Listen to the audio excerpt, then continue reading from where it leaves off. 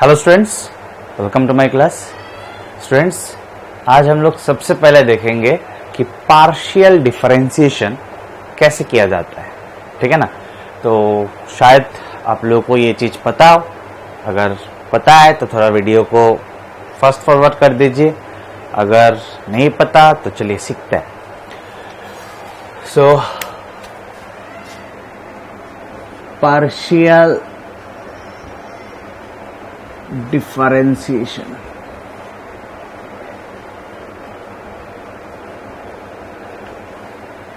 ठीक है। सो एक फंक्शन ले लेते हैं। क्या लेंगे? एक्स स्क्वायर वाई जी प्लस से वाई स्क्वायर जी। ठीक है। So this is a function F. अभी मुझे इस फंक्शन का पार्शियल डिफरेंशिएशन करना है विथ रिस्पेक्ट टू एक्स। ठीक है। ये जो तरीका है लिखने का, ठीक है ना, ये पार्शियल डिफरेंशिएशन में हम लोग ऐसे लिखते हैं। ठीक है। That is basically called del. So ध्यान से सुनना है। So partial differentiation of this function with respect to x. तो स्टूडेंट्स, एक बात बोलूंगा, सिर्फ इसको अगर आप आप घुसा देंगे दिमाग में तो इसमें कुछ और खास कुछ सीखने वाला चीज नहीं है। अगर आपका बेसिक डिफरेंशिएशन क्लियर है तो ये आपको ऑलरेडी आता है। So with respect to x मतलब स्टूडेंट्स, एक्स छोड़ के बाकी वेरिएबल्स को कांस्टेंट पकड़ना है। ठीक है। एक्स छोड़ के अदर देन एक्स आपको बाकी variables that means y and z को कांस्टेंट पकड़ना है। ठीक है। सो इसको जब करेंगे आप y और z को बाहर निकाल लेंगे।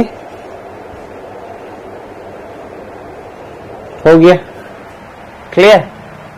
इसमें तो पूरा y और z तो कांस्टेंट ही है क्योंकि आप विथ रिस्पेक्ट टू x कर रहे हो, तो इसका क्या हो जाएगा? डिफरेंशिएशन 0।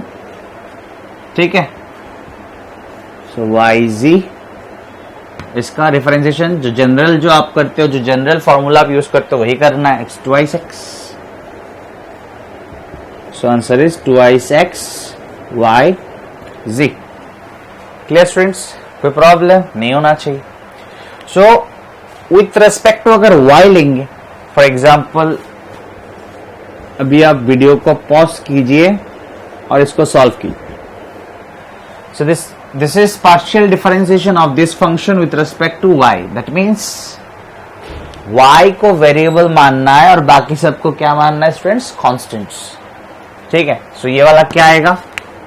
एक्स स्क्वायर जी बाहर आएगा and differentiation of y with respect to y होगा 1। क्लियर। नेक्स्ट यहां पे क्या होगा? z बाहर आएगा। ठीक है ना। And differentiation of y square with respect to y क्या होगा स्टूडेंट्स? 2y। आपका बेसिक डिफरेंशिएशन लेकिन क्लियर होना चाहिए। ठीक है। सो ये आंसर आ चुका है आपका एक्स स्क्वायर जी प्लस 2y वाई जी। क्लियर? आ चुका है पार्शियल डिफरेंशिएशन स्टूडेंट्स। कर लेंगे, अभी और प्रैक्टिस करेंगे और क्लियर होता जाएगा। ठीक है स्टूडेंट्स, हम लोग को ये पता है कि electric field is negative gradient of potential.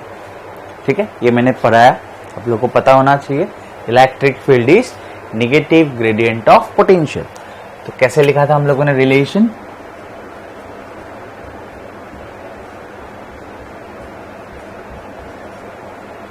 ठीक है, ठीक है, कोई प्रॉब्लम है नहीं। सो इसको थोड़ा और हम लोग जनरल फॉर्म में लिखेंगे। सो स्टूडेंट्स, इन स्पेस और you can say in 3 dimension. ठीक है, इसी को हम लोग ऐसे लिखते हैं, electric field is given bye, obviously in vector form, electric field is a vector quantity.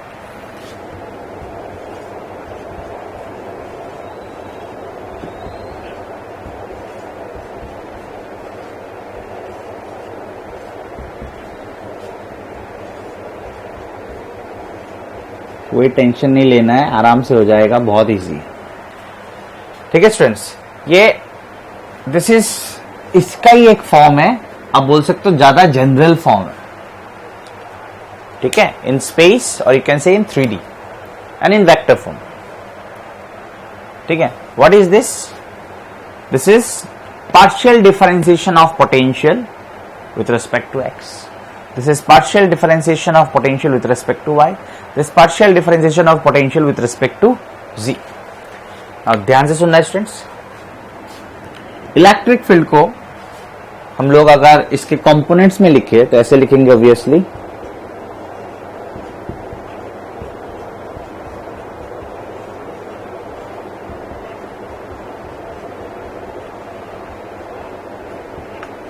what is this? Electric field along x-axis, electric field along y-axis and electric field along z-axis. ठीक है, या अब बोल सकते हो component of electric field along x-axis, component of electric field along y-axis, component of electric field along z-axis, which is given by this.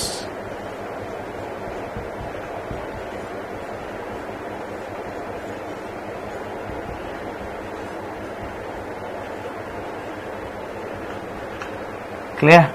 कोई problem? No.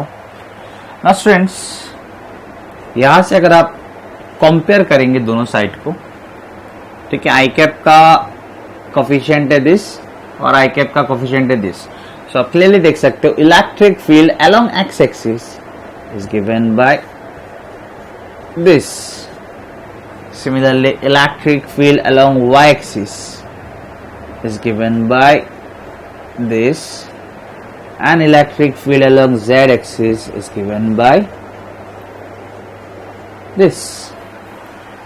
ठीक है स्टूडेंट्स, कोई टेंशन नहीं है, जैसे हम लोग प्रॉब्लम सॉल्व करेंगे सब कुछ क्लियर हो जाएगा। ठीक है स्टूडेंट्स, तो आगे बढ़ते हैं।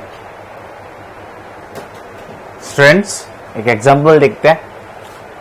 The electric potential in space is v equals to x square y plus y square z plus z square x. So find out electric field at the point this. और जितना भी क्वांटिटीज दिया हुआ है सब SI में दिया हुआ है। सो वेरी इजी स्टूडेंट्स, एक बार आप खुद ट्राई कीजिए, उसके बाद यहाँ पे आइए। हम लोग को पता है कि electric field along x axis is this. कोई प्रॉब्लम? नो।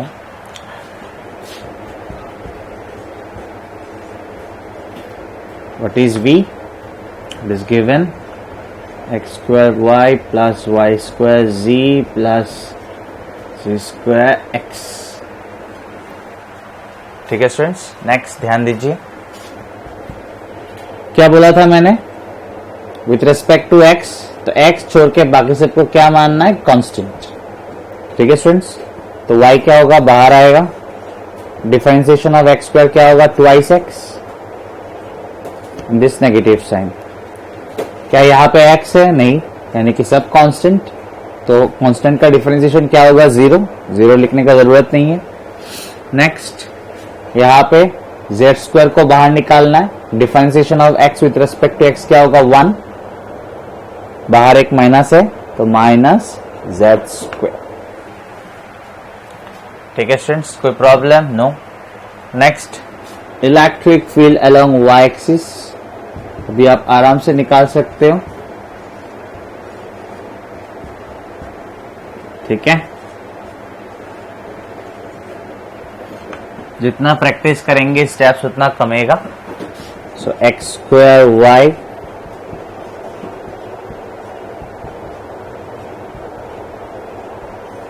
ठीक है, इस बार y को छोड़ के बाकी सबको क्या पकड़ लेना है? Constants. So minus x square and differentiation of y with respect to y is 1 लिखने का जरूरत नहीं है। y छोड़ के बाकी सबको निकाल देना है, तो z बाहर आ गया। So minus this, differentiation of y square with respect to y क्या होगा? 2y। यहाँ पे y नहीं है, पूरा कांस्टेंट है, कांस्टेंट का डिफरेंशिएशन क्या होगा? 0। So it's minus x square minus 2i's zy. Similarly, आप electric field along this axis निकाल सकते हो. इट इज कोई प्रॉब्लम नहीं होना चाहिए.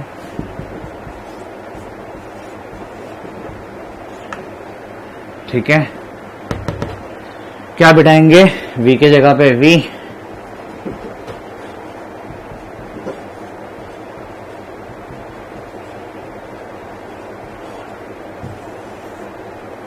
ठीक है students, next please concentrate. This is variable, इसको छोड़ के सबको कांस्टेंट पकड़ लेना है. तो ये तो यहाँ पे तो z है ही नहीं, तो इसका ये पूरा हो गया कांस्टेंट. इसका डिफरेंशिएशन हो जाएगा 0, तो लिखने का जरूरत नहीं है. यहाँ पे z है तो वाई स्क्वायर को आप बाहर निकालेंगे, बाहर नेगेटिव साइन था, तो differentiation of z with respect to z हो जाएगा 1 plus x differentiation of x sorry minus x बाहर, differentiation of z square with respect to z हो जाएगा 2i's z. So it's minus y square minus 2i's x. कोई problem students? कोई problem? No. So ये हम लोगों ने निकाल लिया electric field at any general point. अभी हम लोग इस पॉइंट पे निकालेंगे. ठीक है ना? सो ध्यान देना स्टूडेंट्स. कहाँ पे लिखे, कहाँ पे लिखे? यहाँ पे लिख लेता हूं. सो एट पॉइंट दिस -1 0 1. ठीक है. सो electric field along x axis at this point क्या होगा? यहाँ पे बिठाना है स्टूडेंट्स -2i's, y के जगह पे 0, x के जगह पे -1. ठीक है ना? माइनस z स्क्वायर, तो z के जगह पे 1 स्क्वायर, तो यहाँ पे तो 0, ये टर्म हो जाएगा 0, -1 square is -1. Then electric field along y axis at this point, ये तो जनरल पॉइंट पे है. ठीक है ना? So minus x square, so minus x square, x is -1 square minus 2i's z y. z क्या है? 1 और y क्या है? 0. तो -1 स्क्वायर इज 1, बाहर माइनस है, so -1 again. Then electric field along z axis minus y square, y तो 0 है, माइनस 2i's x, x क्या है? -1, z है 1. तो इसको देख के फायदा नहीं है. Minus minus plus it's 2. ठीक है. So at point this electric field along x axis is -1, electric field along y axis is -1 again, and electric field along z axis is 2. तो अभी अगर हम लोग वेक्टर फॉर्म में लिख दे तो इसको लिख सकते हैं. क्या होता है? ex i cap ey j cap plus ez k cap होता है ना. मतलब electric field along x axis i cap plus electric field along y axis j cap plus electric field along z axis k cap. तो वही बिठा देंगे और कुछ नहीं. सो -1 i कैप तो हो जाएगा -i कैप. ठीक है ना? ex i cap, then ey j cap, तो -1 j कैप हो जाएगा -j cap. Then plus ez k cap, so ez is 2, so plus 2 k cap. ठीक है. यूनिट भी लिख लीजिए. इलेक्ट्रिक फील्ड का ऐसा यूनिट आप न्यूटन पर कूलम या वोल्ट पर मीटर भी लिख सकता है. समझ में आया स्टूडेंट्स? आया स्टूडेंट्स? और एक क्वेश्चन देखते हैं. ठीक है. इस बार आप लोग खुद अच्छी तरह से ट्राई कीजिए, ऑब्वियसली आप लोग सॉल्व कर पाएंगे. ठीक है. और उसके बाद ही देखिए. ठीक है ना? एक बार खुद ट्राई करने के बाद तो ये भी पता चल जाएगा कि आपका गलती कहाँ पे हो रहा है, और वो पता चलना बहुत इंपॉर्टेंट है. ठीक है ना? नहीं तो आपको कब पता चलेगा? एग्जाम्स में जब आप आंसर्स लिखेंगे तब पता चलेगा कि गलती कहाँ पे हो रहा है. तो बेहतर है कि पहले से पता चल जाए. सो देखते स्टूडेंट्स,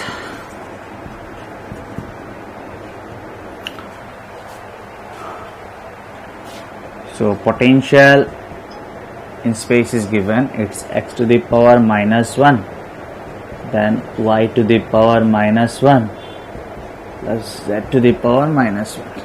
ठीक है, ऊपर लेके चला गया. then electric field along x axis निकाल लेते हैं. it is equals to negative partial differentiation of potential with respect to x.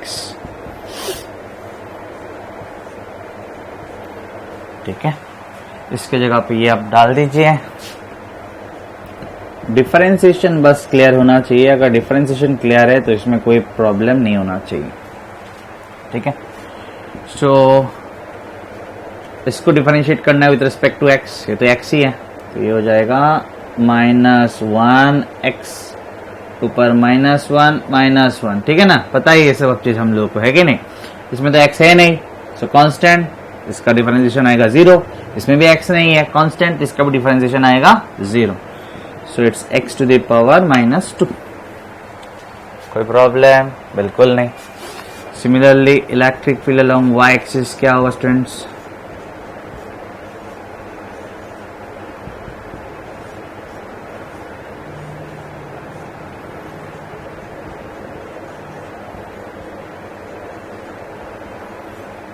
ठीक है ना. तो इसमें तो y नहीं है, तो विथ रेस्पेक्ट टू y है ना डिफरेंशिएशन. इसमें तो y नहीं है, इसका 0. इसमें y है, ये -1 बाहर आएगा तो ऑलरेडी माइनस है, बन गया plus y to the power -1 it's -2. ठीक है, इसका भी डिफरेंशिएशन क्या होगा? 0, क्योंकि इसमें y नहीं है. सिमिलरली स्टूडेंट्स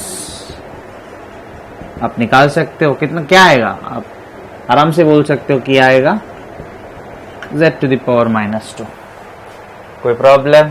कोई problem? Next, at point this, at point this. ठीक है ना. So electric field along x axis क्या होगा students? Electric field along axis क्या होगा? It's x to the power -2. ठीक है ना. सो x is 2, so 2 to the power -2, मतलब 1/2 square basically, so it's 1/4. Clear? Then electric field along y axis, it's y to the power -2, so y is -1 to the power -2, so basically minus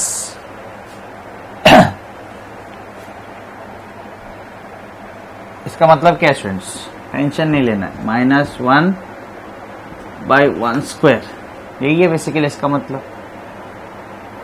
ठीक है ना, ऊपर तो 1 रहेगा, तो this is -1.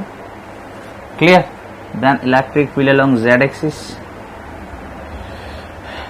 z to the power -2, z is again 2, so 2 to the power -2, ये basically 1/2 square है, so it's 1/4.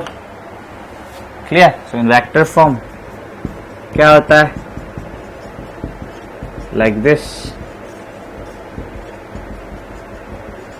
Vector should be very much clear. ये होगा 1/4 i cap, then -1 j cap, so -j cap.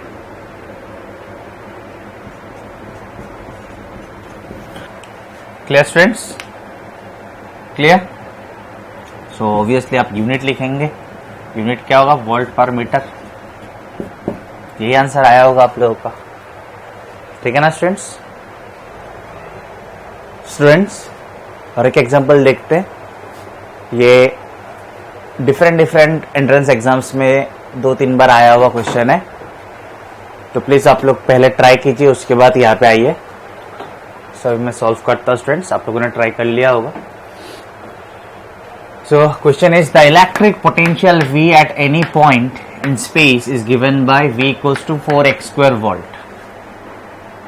Then electric field at the point this in volt per meter, that means in SI unit, is option दिया हुआ है. ठीक है, electric field का magnitude दिया हुआ है, और किस और इलेक्ट्रिक फील्ड वो भी दिया हुआ है, हम लोग को निकालना है। Clear students? तो electric field along x axis क्या होगा? अभी तक तो स्टूडेंट्स आप लोग शायद एक्सपर्ट हो चुके हो। It's 4x²। ठीक है, y और z है ही नहीं, सो 4 बाहर आएगा। x² का डिफरेंशिएशन क्या होगा स्टूडेंट्स? 2x। सो माइनस 8x। कोई problem students? No. Then electric field along y axis क्या होगा स्टूडेंट्स? ये अब बिना सॉल्व के बोल सकते हो। कितना आएगा स्टूडेंट्स? इसमें y और z तो है ही नहीं स्टूडेंट्स, सिर्फ x है, सो ये आएगा 0। राइट? सिमिलरली क्योंकि उसमें z भी नहीं है तो ये भी आएगा 0। Clear students? कोई प्रॉब्लम? नो। देन कौन सा पॉइंट में निकालने के लिए बोला? This point. So at point 1, clear? So electric field along x-axis क्या होगा स्टूडेंट्स? -8x, तो -8 और x का वैल्यू है 1, so it's -8। Electric field along y and z तो 0 ही है, तो क्या निकाले? समझ में आ रहा है स्टूडेंट्स? आ रहा है? So therefore in vector form अगर देखें, so it's Ex I cap, Ey J cap plus Ez K cap. Ex की जगह पे क्या होगा? -8 I कैप, ये तो 0 है, तो 0 J cap plus 0 K cap नहीं लिखने से भी होगा, तो दिस इज द आंसर। तो अगर आपको मैं पूछूंगा इलेक्ट्रिक फील्ड का मैग्नीट्यूड क्या है स्टूडेंट्स, तो क्या बोलेंगे आप? -8 या 8? अगर मैं आपको अभी इलेक्ट्रिक फील्ड का मैग्नीट्यूड पूछूंगा तो क्या बोलेंगे आप? -8 या ये? तो obviously it is 8। So answer is 8 Newton पर कूलम या 8 वोल्ट पर मीटर। 8 वोल्ट पर मीटर एक ही बात है। किशोर along -I cap, along -I cap, that means along negative direction of x-axis. This is the answer. ठीक है? -I cap मतलब क्या होता है? I cap is मतलब I cap along I cap मतलब positive direction of x-axis. I along -I cap, that means it is along negative direction of x-axis. Clear students? Students, ये और एक क्वेश्चन है, ये भी एंट्रेंस एग्जाम्स में आया हुआ क्वेश्चन है। ये आप लोग खुद से सॉल्व कीजिए और चेक कीजिए कि कौन सा आंसर करेक्ट है। ठीक है? Thank you.